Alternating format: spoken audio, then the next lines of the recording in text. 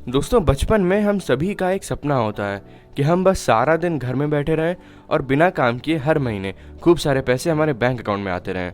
अब प्रैक्टिकली तो ये बहुत अनरियलिस्टिक लगता है कि बिना काम किए पैसे कैसे आ सकते हैं, मगर ये पॉसिबल है और इसे ही फाइनेंशियली फ्री होना कहते हैं कि आपके बेसिक एक्सपेंसेस के लिए आपको टेंशन लेने की कोई ज़रूरत नहीं, वो हर महीने आपके अकाउंट में आती रहेगी।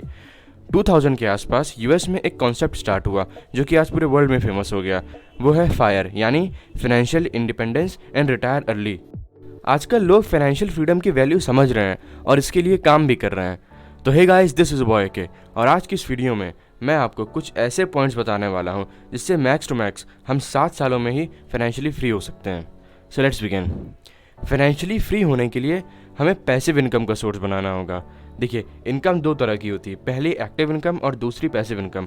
एक्टिव इनकम में आपको एक्टिवली पैसों के लिए काम करना पड़ेगा। अब जब तक काम करोगे तब तक ही आपकी इनकम होगी, उसके अलावा नहीं होगी। फॉर एग्जांपल जॉब, या फिर जो सेल्फ एम्प्लॉयड लोग होते हैं, फॉर एग्जांपल लॉयर हो गया, कोई डॉक्टर हो गया, जिन्होंने अपने लिए कोई एम्प्लॉयमेंट क्रिएट किया होता है, वो इसी कैटेगरी में आते हैं। तो ये जब तक काम करेंगे तब तक ही इनको सैलरी मिलेगी, इसीलिए इनकी इनकम को हम एक्टिव इनकम बोलेंगे। और पैसिव इनकम में आपने बस एक बार पूरी मेहनत से काम किया होता है, जिसके बाद आपको बहुत कम या बिल्कुल ना के बराबर काम करना पड़ता है और आपके पास पैसे अपने आप आते रहेंगे। तो इसी से रिलेटेड हमारा पहला पॉइंट है build a recurring revenue model business, या जिसे हम पैसों की पाइपलाइन भी कहते हैं। इससे रिलेटेड एक बहुत इंटरेस्टिंग स्टोरी है। एक गांव में दो दोस्त रहते हैं, पैब्लो और ब्रूनो। वो दोनों काफ़ी यंग है, मगर उनमें से किसी के पास भी जॉब नहीं है। वो जिस गांव में रहते थे वहाँ पानी की बहुत कमी थी, जिसके लिए फिर गांव वालों ने उन दोनों लड़कों को गांव से कुछ दूर एक नदी से बाल्टी में पानी भर के लाने का काम दिया और हर बाल्टी पर उन्हें 1 रुपया दिया जाता। अब काम मिल जाने की वजह से वो दोनों बहुत खुश थे। वो जल्दी सुबह उठकर पानी भरने का काम शुरू कर देते। वो पूरी मेहनत से काम करते, जिससे उनका और गाँव वालों का दोनों का फ़ायदा हो रहा था। मगर पैब्लो को एक बात की टेंशन हमेशा रहती थी कि जब तक वो यंग है और उनके हाथों में जान है तब तक तो वो बाल्टियाँ उठाने का काम कर सकते हैं, मगर बूढ़े होने के बाद उन्हें दोबारा से पैसों की तंगी हो जाएगी। तो फिर इसीलिए उसने एक पाइपलाइन बिछाने का काम शुरू किया जो नदी से लेकर उसके गांव तक पानी से पाइप लाती।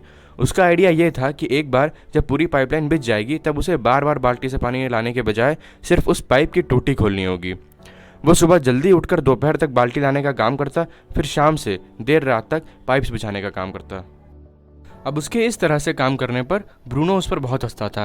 ब्रूनो सिर्फ शाम तक काम करके जल्दी घर चला जाता और आराम करता। वहीं पैब्लो सिर्फ आधे दिन बाल्टी से पानी लाने ले जाने का काम करता, जिस वजह से उसे ज़्यादा पैसे भी नहीं मिल रहे थे और उसमें से भी आधे पैसे उसके पाइपलाइन बिछाने में ही खर्च हो जा रहे थे। जहाँ ब्रूनो अपनी ज़िंदगी शान और शौकत से गुजार रहा था, वहीं पैब्लो को बस 2 वक्त की रोटी ही मिलती थी।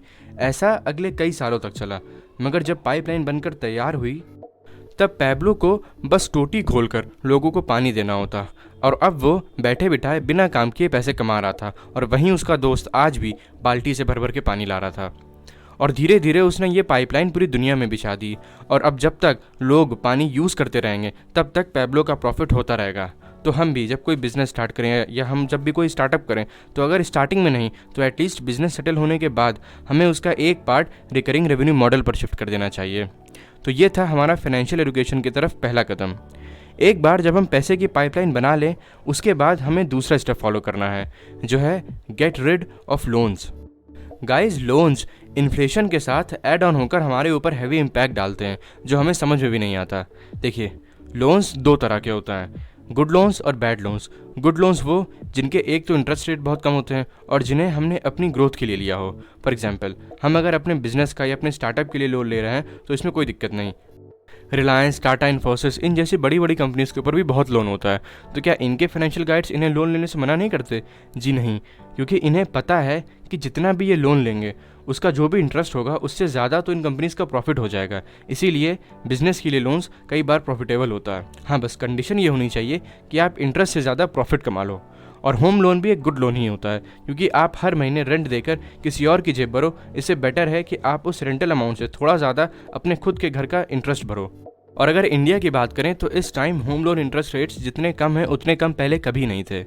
अब जो बैड लोन्स होते हैं वो लाइबिलिटीज़ के लिए लिए जाते हैं। देखिए, दुनिया में दो तरह की चीज़ें होती हैं, पहली एसेट, दूसरी लाइबिलिटीज़। लाइबिलिटीज़ वो जो आपकी जेब से पैसे निकालें और एसेट्स वो जो आपकी जेब में पैसे डालें। लाइबिलिटीज़ जैसे महंगी गाड़ी, महंगा फ़ोन या महंगी वॉच, और एसेट्स वो जैसे रेंटल इनकम वाला घर, कोई बिजनेस। अब जो लोन्स तो हम समझ गए कि हमें कौन से लोन्स लेने चाहिए और कौन से लोन्स नहीं लेने चाहिए।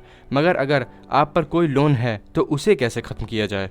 तो गाइज़, इसके लिए हमें सबसे पहले सारे लोन्स की लिस्ट बनानी है। उसमें से जो सबसे छोटा लोन होगा हमें उसे सबसे पहले ख़त्म करना है। और ऐसा करने से आपको मेंटल सेटिस्फैक्शन मिलेगा और आप अपने हैवी लोन्स को ओवरकम करने के लिए मोटिवेटेड हो जाओगे। और गाइज़, फाइनेंशियली फ्री होने के लिए हमें अपनी अननेसेसरी हैबिट्स को छोड़ना पड़ेगा। फॉर एग्जांपल, महंगी जगह खाना, महंगी जगहों पर घूमना और हर वीकेंड पर एक मूवी देख लेना। देखिए, एंजॉय करना भी ठीक है, बट एक बात बताता हूँ आपको, अपनी लाइफ के ग्रोइंग स्टेज में आप जितना ज़्यादा अपने कंफर्ट जोन के बाहर रहोगे, आपकी आगे की लाइफ आपकी कंफर्ट जोन के अंदर गुजरेगी। अब इसी के साथ आगे बढ़ते हैं और समझते हैं अपना अगला पॉइंट, जो है start investing as soon as possible. अब ये तो आप सबने ज़रूर सुना होगा कि जितनी जल्दी कोई इन्वेस्टिंग स्टार्ट करेगा उसकी वेल्थ उतनी ज़्यादा कंपाउंड करेगी। लेकिन चलिए इसका एक रियल एग्जांपल देख लेते हैं। आप सब निफ्टी के बारे में तो जानते ही होंगे। अब ये एक इंडेक्स फंड है जिसमें इंडिया की टॉप 50 कंपनीज आती हैं और इसका पिछले 40 साल का पर एनएम एवरेज रिटर्न 15% का रहा।